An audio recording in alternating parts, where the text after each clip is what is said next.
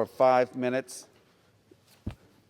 Mr. Speaker, this may be the last time I get to address this hallowed chamber, and for that I thank you for this opportunity. I want to start by thanking my staff. It may come as a surprise to some of my colleagues as well as the press, but I do have some flaws. And my staff worked with me for 2 years, some of them even longer. And together we, not me, we, accomplished an extraordinary amount for the great people of Southern Brooklyn and Staten Island. And as I leave to pursue new adventures, I want to depart, though, with a few words of optimism for our great country, as well as a warning. We live in a tough time for truth, and it's causing faith in our government to corrode. There's not a person in this chamber who thinks the American people trust us. Not a person sitting here right now who thinks the American people believe in our government.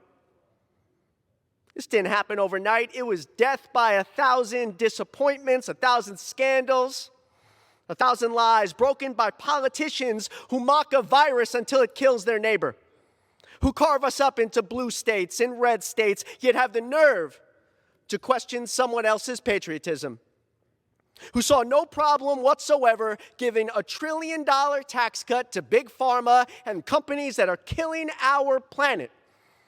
But then they clutch their pearls when we say we want to be there for poor people, when we say we want to be there for the most vulnerable.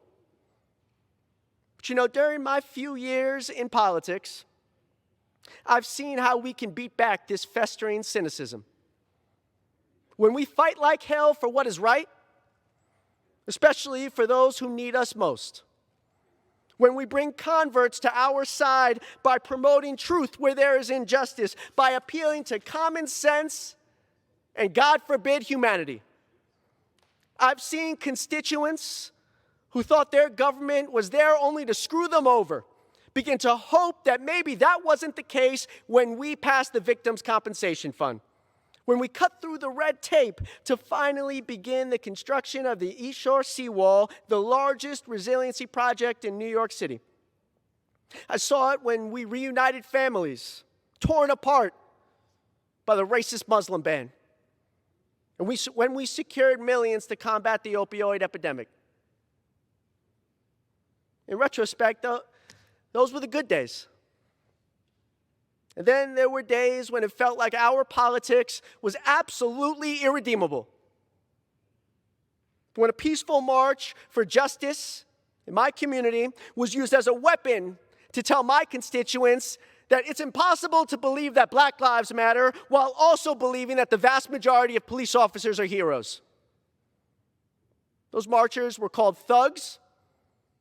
They were called rioters, just for believing that peaceful protests could change this country. The public was told that their movement was dangerous, not something you should listen to, but something you should be afraid of.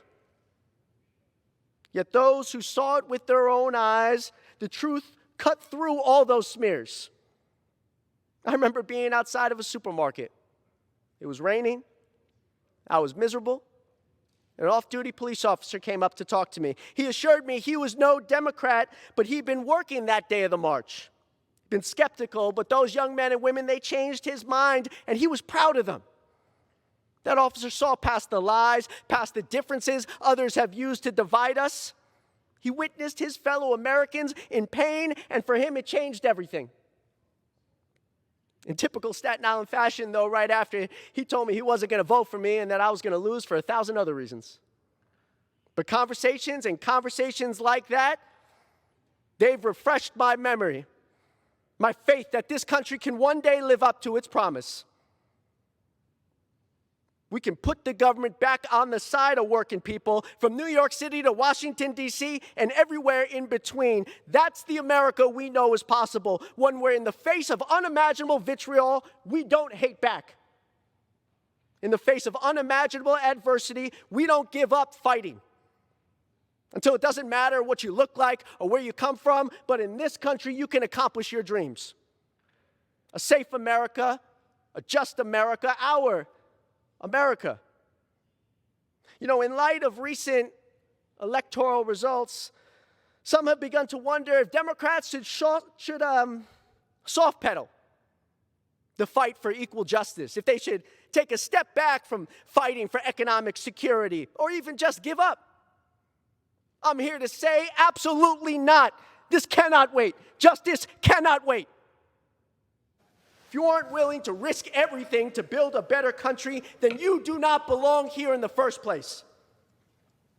To close, Mr. Speaker, representing Staten Island and South Brooklyn has been the honor of my life. On behalf of Lee, Miles, and myself, I want to thank the people of the 11th Congressional District for this extraordinary privilege.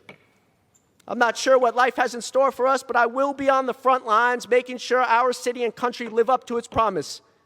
May God bless my colleagues with the strength to do what is right, and may God bless this great country.